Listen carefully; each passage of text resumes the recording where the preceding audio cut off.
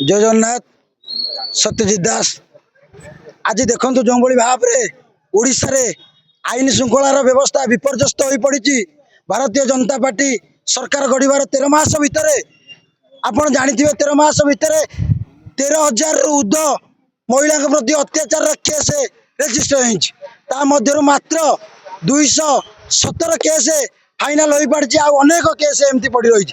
आज ये ओडिशा रे एफएम कॉलेज कथा कहु से निरीह झीटी ओडिशा सरकार समस्त अधिकारी की मुख्यमंत्री की हो उपमुख्यमंत्री हो उच्च शिक्षा मंत्री की हूँ समस्त को ट्वीट कर ट्वीट मध्यम से झीटी मरीगला से ट्वीट मध्यम जो समवेदना जन पार्टी कि से ट्वीट मध्यम से झील जो अपील करता तार कौन पाखे न पहुँची से झीटी को मारे छाड़दे। आप जानतु से झीटीर मुख्य कारण मरवे से एबीवीपी जी जहाँकि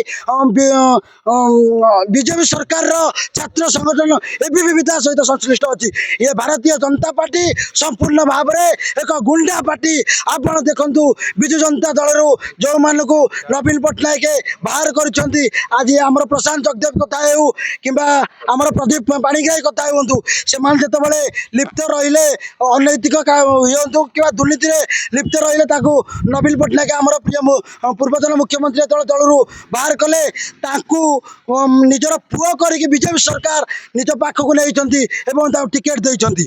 आज जानतु ये बीजेपी सरकार समस्त पापी मानक समस्त अत्याचारी लोक मानक समस्त भ्रष्टाचारी लोक मानक नहीं निज दल में मिसई से दल को एक विशृंखलित दल एक अत्याचारी दल कर दिखती। आज मुख्य कारण जो बलंगार एक पीड़िता जो बलंगार आमर गोटे भौणी से निजे बयान देती आप जानते सोशल मीडिया रे निजे बयान देती मत 3 जन दुर्बृत्त मत किरोसिन पकई जाली देती। एमती कि चाप पड़ा ये आईन श्रृंखला किभली भाव में व्यवस्था दे आज आज पुलिस प्रशासन कहूँ ओडिशा पुलिस कहूँ इतर कहार संपृक्त नहीं।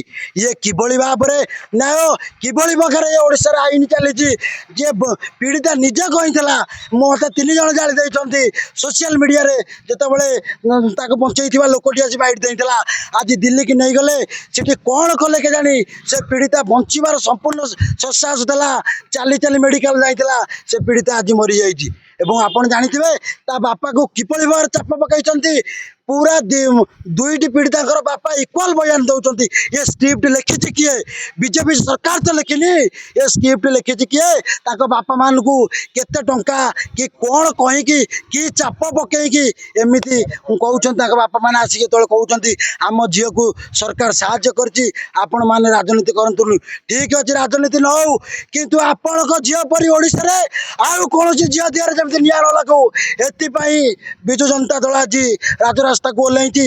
आगामी दिन में ए राजरास्ता आहरी आगू चलो ए आंदोलन आहरी आगू चलो नवीन बाबू नेतृत्व में आम काकटपुर तुषार बाबू नेतृत्व में। जय जगन्नाथ।